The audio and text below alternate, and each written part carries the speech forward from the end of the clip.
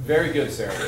It's an interesting thing here that these guys will chuckle just a little bit. Something that very rarely gets said in here. I'm even hesitant to say it even now, but I think you might even be breaking the plane a little too much, and that's okay. You know, I haven't done it much this semester, but I usually go on and on and on. As the weather gets better, I warn you, I'll start doing it more, talking about golf, because I'm a golf nut and I'm no good at it. I've only started about 5 years ago. What's fascinating about it is that trying to learn how to play golf is just like trying to learn how to play an instrument. It's really just like trying to learn how to play an instrument. You have to have some good fundamentals that somebody teaches you, and you have to practice like crazy. You have to understand the little nuances of one tiny little gesture or another little gesture.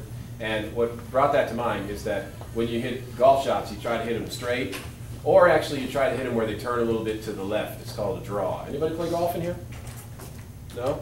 You want to hit a ball that goes straight or fades off a little bit to the left. It's called a draw. If you hit a ball and it goes out to the right, you've heard this term called slice.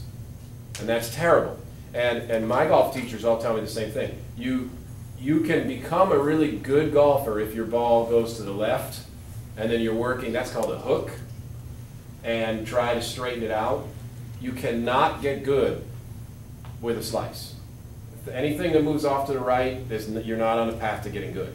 But you can get to the left and then try to straighten it out and you can get good. There's a funny little line, you know, that's called a hook. You can't be a slicer and become a golfer, but you have to be a hooker before you can be a golfer, is one of the little jokes that my teacher says. You have to be a hooker before you can be a golfer. So what brought that to mind is what you're doing is sort of like hitting a hook.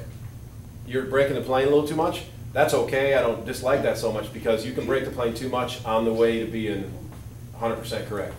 If you don't break the plane, it's kind of like the slicer. You can't get there if you're not breaking the plane.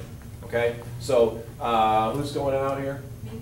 Maybe she can just work with you a little bit to try to show you where that good little red zone is, green zone of where we want to go, and see how that feels, and you go from there. Okay? Thanks. Good job.